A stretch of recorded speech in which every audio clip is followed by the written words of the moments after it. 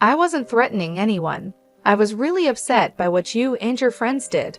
I said I would forgive everything if you paid for a meal. So just leave your wallet and go. I realized later that your apology was fake. Both Olivia and Scott had that mocking look on their faces. They planned this from the start. We just sighed as we watched them rant. Just leave your wallet and go. You know what will happen if you talk, they said. Scott is higher up than Larry at work. I just smiled at their words. If they were going to be like that, I wasn't going to hold back. Are you sure about this? You'll regret it, I warned them. They thought I was joking and just laughed it off, saying they didn't care. I put my wallet on the table, and they thanked me mockingly, saying they'd give it to Larry later as a treat. Larry was furious, but I calmed him down and we left, ignoring them. Soon after, we took action and made sure they would regret their actions.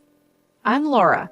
I live a peaceful life with my husband, Larry, and our son, Frank. Larry and I met in college and started talking more when we worked on group projects together. We shared hobbies and began dating soon after. We got married 5 years after graduating. A few years later, we had our son. Larry works in sales and is well respected at his company, though he had a tough start. He admires his father, who managed a company, and Larry wanted to follow in his footsteps in sales. I still get tough feedback, but I want to be like my dad. When Frank was born, my in-laws really helped us out. My mother-in-law went to cooking school and now works as a hostess at a famous restaurant. Her husband works with her, handling the business side. Their advice is always to do your best in whatever you're doing at that moment. I've always liked design. While working in administration, I used to draw for fun. This hobby became useful as I started taking freelance web design jobs. The projects got bigger over time. Then today, Larry came to me with an idea. Hey Laura, our company needs a designer. Want to try it? I really like your designs. It'll be busy, but I'll help you. What do you think? Your designs have a special warmth, he said. At first, I was unsure, but my father-in-law, who was visiting, agreed with Larry. With their encouragement, I decided to work on a design. Once I started, I was determined to do well. Larry and I worked together to come up with the best design. It took some time, but I finally made a design I was proud of. To my joy, they chose my design, and it sold really well.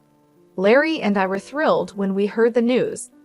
We thanked my in-laws for their support, and they were as happy as if they had succeeded themselves. It's all thanks to your design, Laura, they said. It's really nothing. Having this experience means a lot. Thank you, I replied. This whole experience was a big moment for me. I started spending more time on web design, which was just a side job at first. Eventually, I made as much money from designing as I did from my day job. So I quit my administrative job and now work as a freelancer. Thanks to Larry's company, I also get to design whenever they launch a new product. Our son Frank, who is now in middle school, has grown into a smart and kind boy. He loves playing soccer for his school club. Life is good, but there's one thing that bothers me. It's about Olivia, whose son Kevin is in the same soccer club as Frank. Frank and Kevin are great friends, and they even ended up in the same class this year and often spend weekends together. Frank talks about Kevin a lot. Kevin came over to our house once, and he was very polite. I was happy Frank had such a good friend. However, Olivia can be a bit too much sometimes.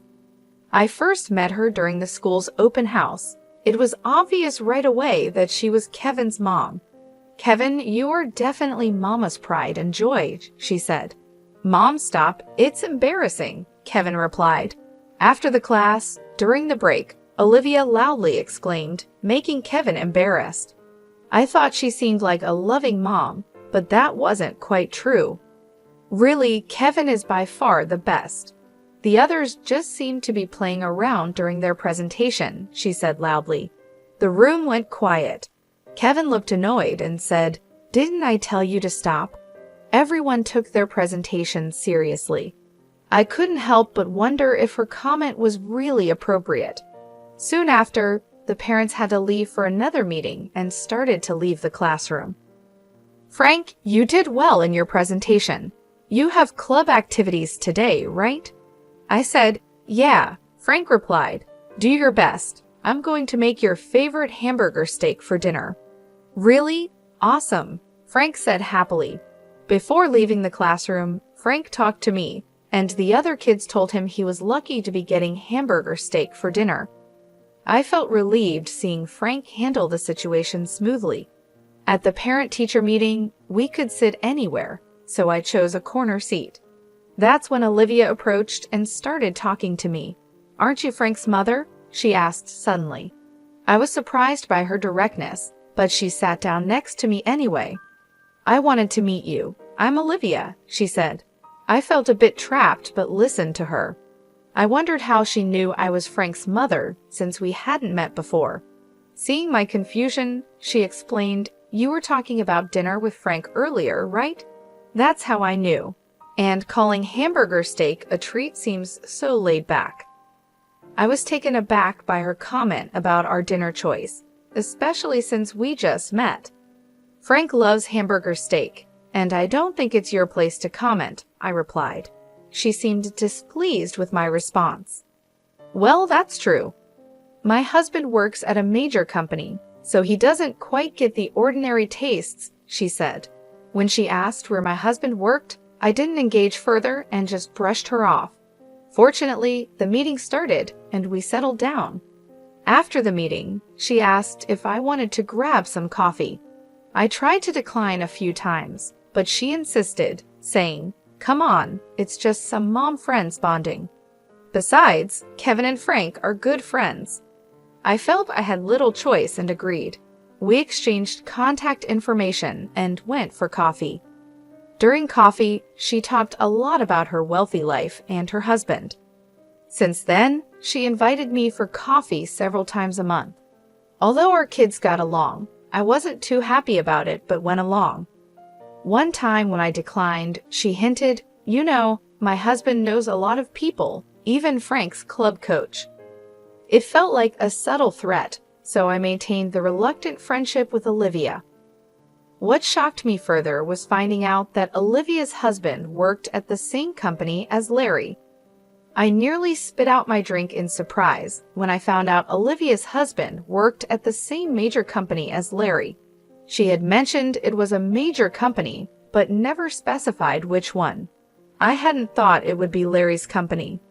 I learned this when Olivia came to pick up Kevin from our house today.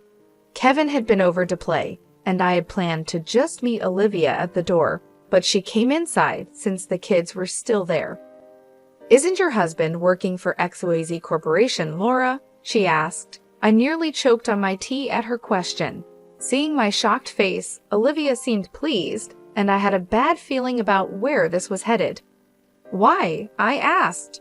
"Because I saw a business card in your room with your husband's name on it and recognized the company name," she explained. "Hold on, are you saying you just went into her room?" I asked, shocked. "No, I didn't mean to. I was just looking for the bathroom and happened to open the wrong door," she replied. I was relieved my sons weren't around to hear this. I had given Olivia directions to the restroom, so I truly thought she was lying.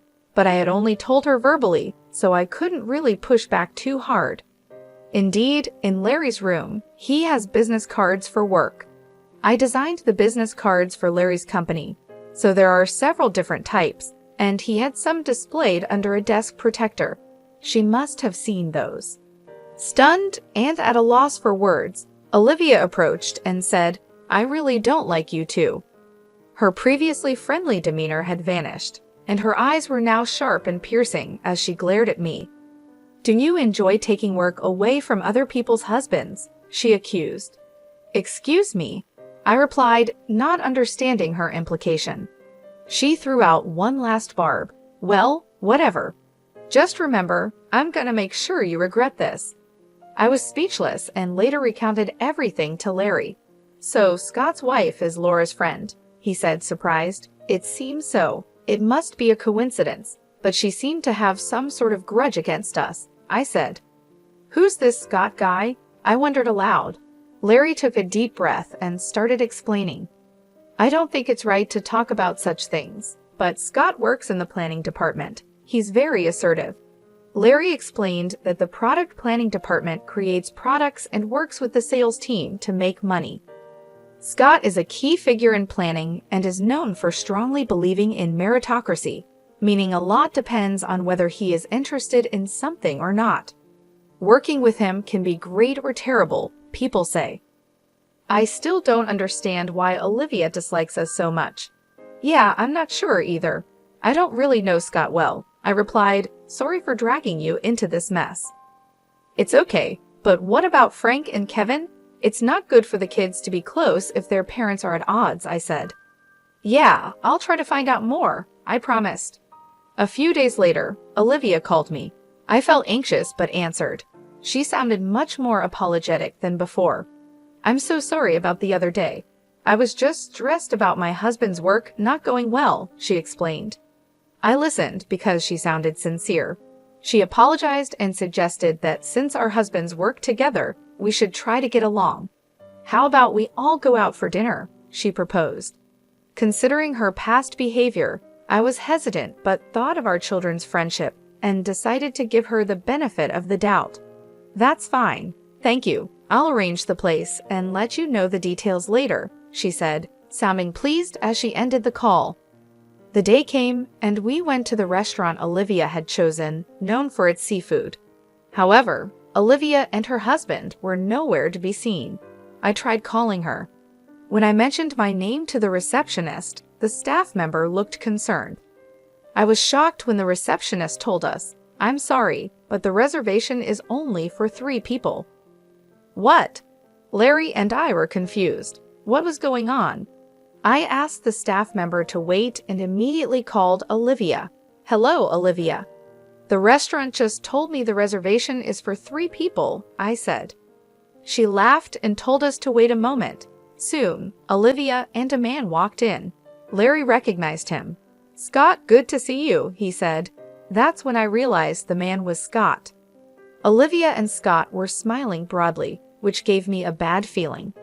I'm sorry, I made a mistake with the reservation, Olivia said casually, which annoyed me. Then she said something even more shocking. Well, mistakes happen, but let's not waste the food, right? What are you getting at? I asked. Look, Larry, I'm soon going to be the head of the planning department. You're doing well in sales, but you're still a newbie. If you don't want things to go sour, you might want to listen to what I have to say, Scott said. Are you threatening us? I asked. It's not a threat, Olivia interjected. Laura and you have hurt me deeply. I'm offering you a way to make amends. Just leave your wallet and go. I realized then that the apology was indeed a lie. This was their intention from the start. We saw it as we watched them argue. Look, just leave your wallet and get out.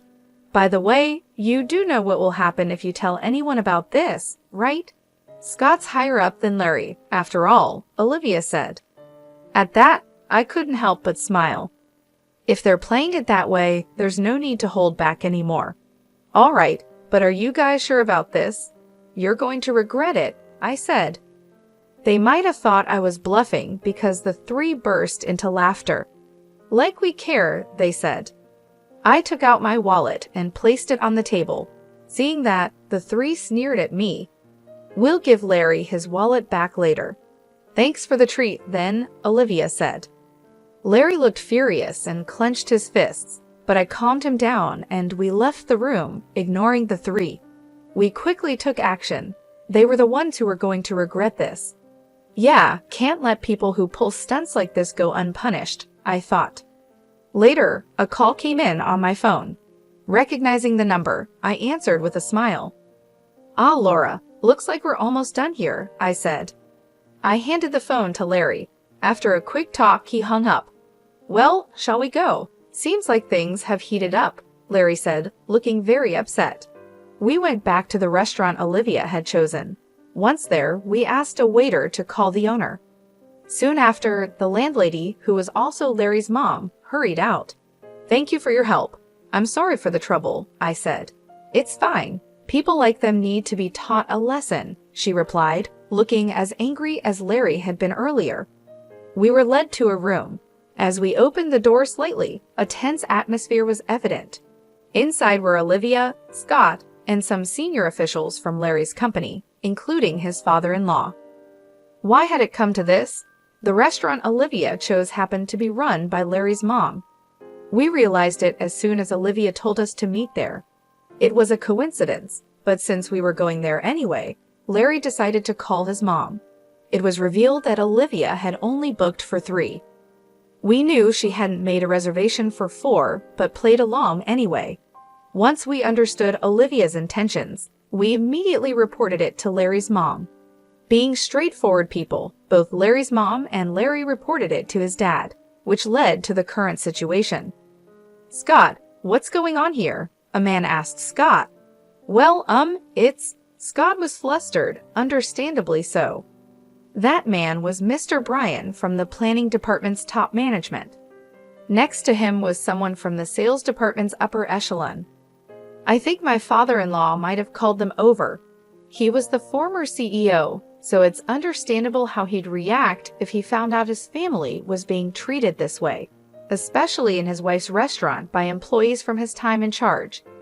Actually, my father-in-law used to be the CEO of the company where Larry works. He's now retired and not involved in its management, but he was highly respected during his tenure. Even now, he's still in touch with company folks. After hearing the story from my mother-in-law, he immediately reached out to the company to explain the situation. When the CEO hears that one of his employees is trying to exploit another employee by using their position, he's going to take action. The 3 who didn't know this were surprised by the sudden appearance of the company executives at the restaurant. They seemed unable to grasp the situation. Larry said he wanted me to accept this invitation because my husband often works with Larry, even now. I was shocked by the clear lies coming out of their mouths. They showed no regret, and I wondered if they didn't realize that such obvious lies would eventually be exposed. Just then, to interrupt Scott, Larry entered the room. To the surprise of Olivia and Scott, Larry politely said, "Excuse me." Scott glared at Larry as soon as he saw him. We understood the situation completely, but for Olivia and Scott, it must have been confusing. Before Scott could respond, my father-in-law spoke up. "I'm the former CEO, Andrew. I'm retired now and have handed over the company to Mr. Bryan here," he explained. "By the way, Larry is my son, but he didn't get his job at the company through any connections of mine. In fact, I wasn't involved in his hiring at all. And I should mention that this restaurant is run by my wife." Hearing my father-in-law's explanation, Olivia and Scott seemed to finally understand the situation, and their faces turned white instantly. Olivia let out a sigh, almost without words, and Scott was shaking uncontrollably. Olivia, looking incredulous, seemed more flustered than I'd ever seen her. "Let's cut the small talk and discuss the matter at hand," said my father-in-law. The discussion, or rather the one-sided questioning they faced, started in a tense atmosphere, and Olivia and Scott struggled to speak. Olivia's issues with me apparently related to some design work at the company. It turned out that Olivia had also been considered for the same project. Initially, when the project was discussed at the company, my design was chosen after searching among friends and family for talented designers. This choice boosted Larry's reputation. Moreover, despite being relatively Bryan, Larry had developed his own sales techniques, earning trust from his juniors and contributing to the company's performance. It frustrated me that he was taking credit for achievements that he accomplished with the help of his wife's talents. I truly believe Larry has been working hard, but didn't you feel the same when you got advice from him? This left Scott speechless, and a senior planning department executive made a sharp comment that added to his silence. Scott felt overlooked because whenever the sales department finished their tasks, they would give detailed advice to the planning team. This bothered Scott, making him feel like his products were overshadowed by Larry's. As Larry's answers continued to receive praise, Scott became resentful and often complained to Olivia. One day, Olivia overheard me talking about my work with some other moms. I love designing and often draw illustrations for school events like PTA meetings. Some of the moms knew I worked freelance, so when Olivia learned that I was the designer chosen for the company project, she started picking on me. Hearing this, we were speechless. We were honestly shocked that they would concoct such a scheme out of jealousy. Moreover, we learned another disturbing fact. I'm really disappointed in you. Please wait, I'm truly sorry about this, Scott pleaded, but Mr. Bryan coldly responded. I've heard from one of our planning department guys. I hope it's not true, but there's a significant amount of money being spent on planning. Is it really all going towards actual products? At this, Scott froze and Olivia turned pale. It turned out Scott had been embezzling funds under the guise of planning expenses. This revelation took even us by surprise. It seemed Olivia was also involved in the scheme. How did you get caught? You said it would be a secret, Olivia asked.